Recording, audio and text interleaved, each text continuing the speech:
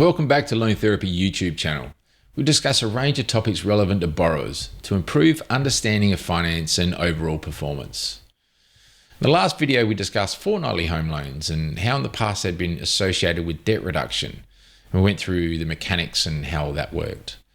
Today, I thought I'd dive into a product that personally I have a soft spot for. I've used this product personally in the past.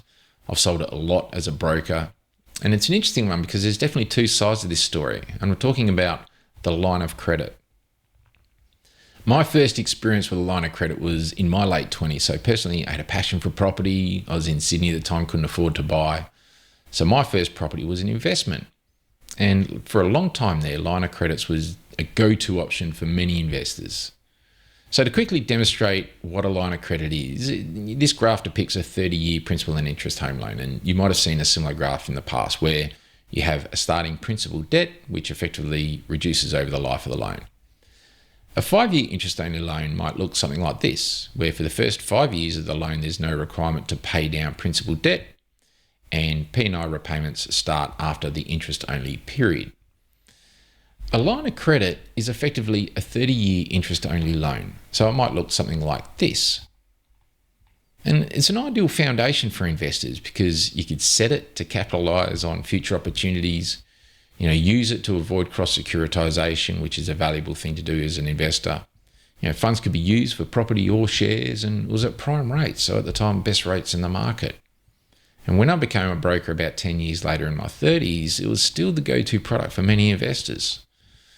But there's another side to line of credit, the non-investment side of finance. And as I entered the industry, line of credits are actually building a negative reputation in the market.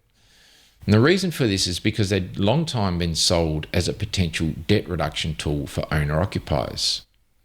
And the strategy was you would put your income directly into the loan itself with a line of credit, attach an interest-free credit card, which you would sweep at the end of each month or pay off at the end of each month. And by doing so, you don't pay interest on your purchases. The money is sitting in the loan, offsetting interest, compounding over time. And I won't go through all the technicalities of how all that worked. But the bottom line is, on paper, the potential looked compelling, and many borrowers switched their loans to take advantage. But the structure itself removed scheduled principal reduction and increased liquidity.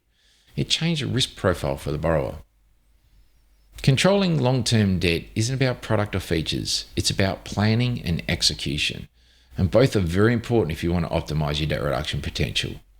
And when you consider a sweeping line of credit from a debt reduction perspective, both were a big step backwards. Planning is foundational because without planning and measurement, there is no control.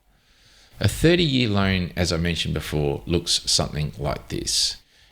Ideally, as borrowers, we plan and measure efficiency.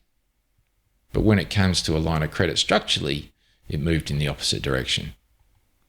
To eliminate debt, there's also a commercial reality, and that is, what if you spend more than you earn? Long-term debt is a unique challenge, and ultimately, how well you manage not only for your immediate needs, but your needs over the next 2 years, 5 years, 10 years, will all have a big say in your overall cost in terms of finance.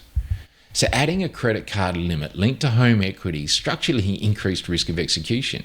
And in addition, there was an eased responsibility from the borrower, a perception that the loan structure itself would do the job. The end result for many borrowers is they increase costs in terms of finance. And part of the problem with long-term debt is it's a slow burn.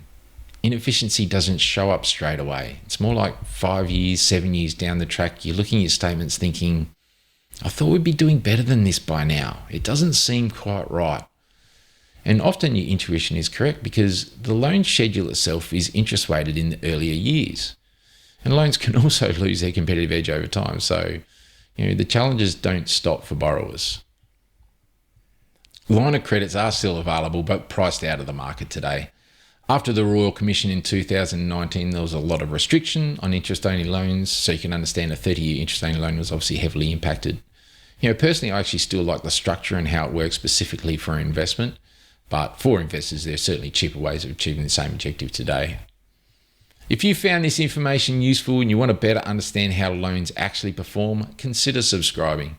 We're working through some of the challenges and structural challenges that borrowers have faced over time, but Soon we'll start unpacking what drives positive change and things you can implement for yourself.